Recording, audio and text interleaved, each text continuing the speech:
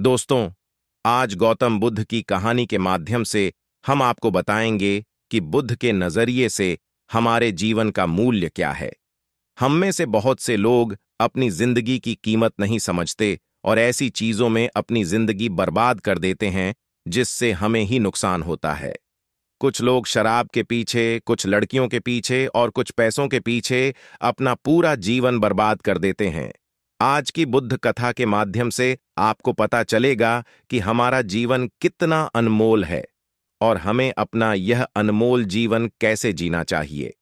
एक समय की बात है, गौतम बुद्ध अपने शिष्यों को जीवन से जुड़ी अच्छी और बुरी बातों का ज्ञान दे रहे थे। सभी शिष्य बड़े ध्यान से उनकी बात सुन रहे थे। उन सभी में एक शिष्य ऐसा भी था जिसे प्रश्न पूछने की आदत थी। वह उठकर गौतम बुद्ध के पास गया और उनसे बोला, आप हमें जीवन के बारे में जो कुछ भी सिखा रहे हैं उसका क्या फायदा, क्योंकि हम में से कई बच्चे तो यह भी नहीं जानते कि हमारे जीवन का मूल्य क्या है और यह जीवन कितना कीमती है हमारे लिए है। पहले कृपया हमें बताएं कि इस जीवन का मूल्य क्या है। बुद्ध ने अपने शिष्य की बात सुनकर अपने कमरे में जाकर पत्थर का एक चमकता हुआ टुकड़ा ले आए। मैं तुम्हें इस जीवन का मूल्य तब बताऊंगा जब तुम्हें इस पत्थर का सही मूल्य पता चलेगा, उन्होंने कहा और टुकड़ा अपने शिष्य को दे दिया। आप भी इस पत्थर के टुकड़े को किसी को नहीं बेचें। शिष्य गौतम बुद्ध की बात मानकर बाजार की ओर चले गए।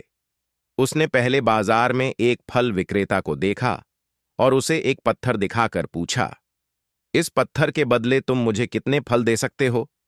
फल विक्रेता ने कहा, यह पत्थर कोई खास नहीं है, लेकिन फिर भी मैं तुम्हें इसके बदले में 10 केले दे सकता हूं। वह शिष्य उस पत्थर को लेकर आगे बढ़ गया। तभी उनकी मुलाकात एक सब्जी बेचने वाले से हुई। शिष्य ने सब्जी विक्रेता से पत्थर की कीमत पूछी। इस पत्थर की कीमत के बदले मैं तुम्हें अधिक से अधिक सब्जियों से भरा एक थैला दे सकता हूं। सब्जी विक्रेता ने पत्थर को ध्यान से देखा। इस पत्थर की कीमत के बदले मैं तुम्हें अधिक से अधिक सब्जियों से भरा एक थैला दे सकता हूं। सब्जी विक्रेता ने पत्थर को ध्यान से देखा। उस पत्थर को लेकर शिष्य एक सोने के व्यापारी के पास गया। पत्थर के उस टुकड़े की चमक देखते ही सुनार ने उसकी कीमत 100 सोने के सिक्के लगा दी। जब शिष्य ने टुकड़ा बेचने से इनकार कर दिया तो सुनार बदले में 200 सोने के सिक्के देने पर सहमत हो गया, लेकिन शिष्य ने वह पत्थर नहीं बेचा। इसके बाद शिष्य एक हीरे के व्यापारी के पास गया और पत्थर का टुकड़ा उसके सामने रख दिया। जैसे ही हीरे के व्यापारी ने उस पत्थर को देखा, उसने एक साफ कपड़ा बिछाया, उस पर पत्थर रखा, फिर उसकी परिक्रमा की और हाथ जोड़कर पत्थर को कपड़े में लपेटते हुए कहा, तुम जिसे साधारण समझ रहे हो उसकी कीमत पूछ रहे हो। पत्थर, दरअसल यह एक बहुमूल्य माणिक है।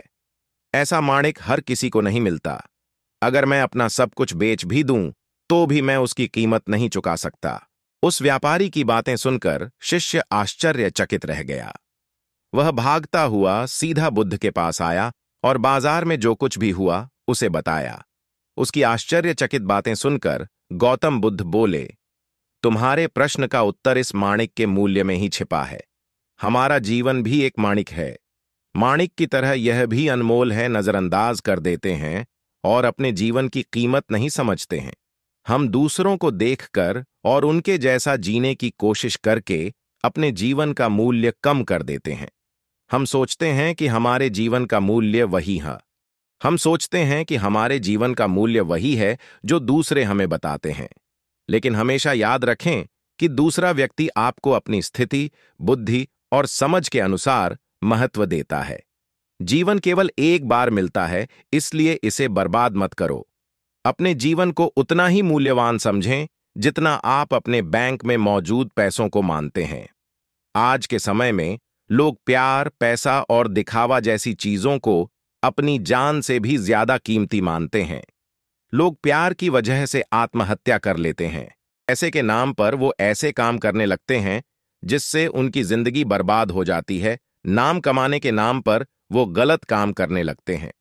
हमेशा याद रखें कि दिखावा करना जरूरी नहीं है।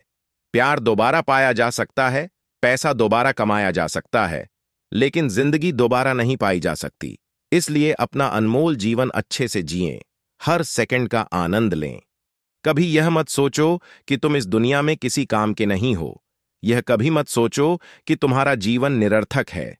तुम्हारे होने या न होने से कोई फर्क नहीं पड़ता।